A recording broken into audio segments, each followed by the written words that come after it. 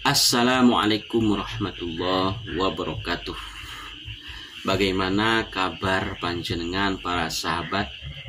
Semoga dalam keadaan baik-baik saja. Menuju Pilpres 2024, apakah sudah menentukan pilihan? Siapakah pilihan yang harus kalian coblos di tahun 2024 mendatang? Semoga pilihan Anda sesuai dengan hati nurani Anda, tidak ada paksaan dari siapapun. Amin Allahumma amin. Para sahabat, ada satu bocoran nih, saya kasih tahu. Bocoran tentang capres cawapres yang akan lolos di putaran pertama. Bocoran ini disampaikan melalui ilmu falak, ilmu perbintangan, oleh salah satu kiai dari Madura, kiai yang sangat saya kagumi. Kepada Kiai Hanan, assalamualaikum Yai, semoga panjenengan selalu sehat, santri-santri panjenengan selalu sehat, ilmunya bermanfaat, dan semoga pada saatnya kita bisa berjumpa dalam keadaan sehat.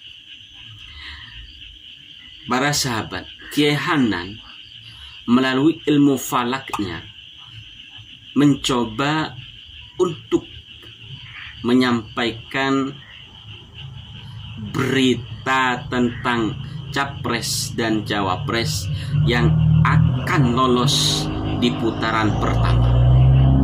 Dengan artian bahwa Kiai Hanan ini meyakini Pilpres pada tahun 2024 akan berjalan 2 putaran. Di putaran pertama, Kiai Hanan ini meyakini bahwa capres dan cawapres yang akan lolos di putaran pertama adalah.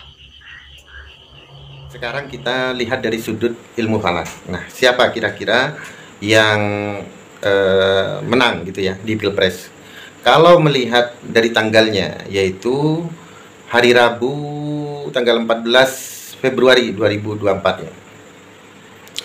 Itu Legi ya, kalau tidak salah, Legi, 14 Legi. 14 Legi hari Rabu Legi ya. Maka kemungkinan yang menang itu adalah Pak Mahfud, Ganjar Mahfud. Insya Allah lolos. Nah, sekarang yang kedua ini, siapa yang akan lolos di putaran kedua selanjutnya? Yang lolos putaran pertama ini Pak Mahfud dengan Mas Ganjar ya. Nah, sekarang siapa di antara Pak Prabowo, Mas Gibran dengan Mas Anies, Gus Muhaimin? Yang penting itu kan di posisi yang kedua ini yang lolos.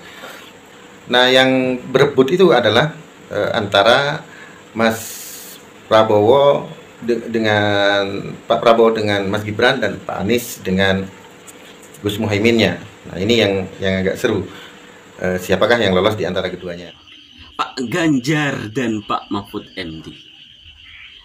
Saya salah satu yang memang dari dulu sangat mengagumi Pak Mahfud MD karena kecerdasan beliau, karena ilmu agama beliau, karena keberanian beliau ketika mengusut masalah-masalah yang dialami oleh negara ini. Dan sampai saat ini saya tetap mengagumi beliau sebagai seorang tokoh kiai dari Madura.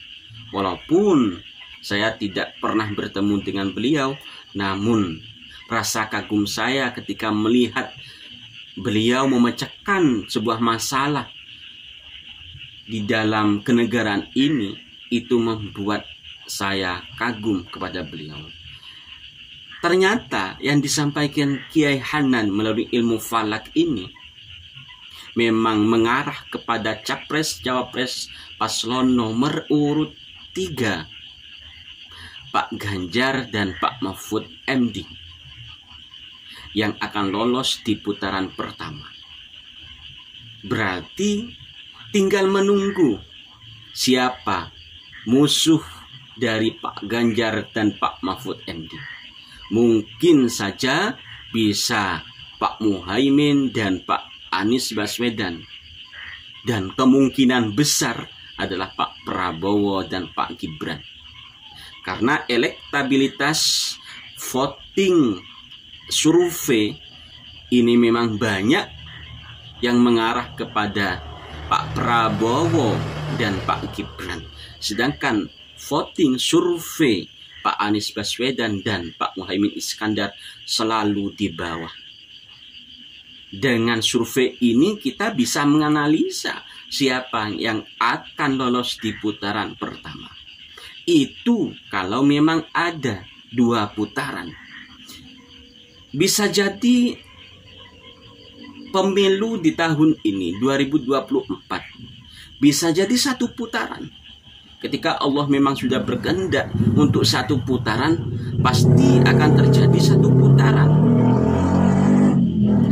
Kalau misalnya itu terjadi 1 putaran,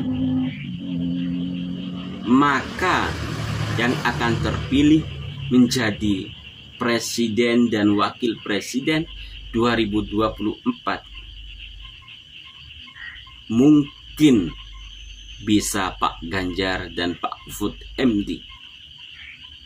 Survei memang sementara masih selalu kalah dengan Pak Prabowo di beberapa daerah.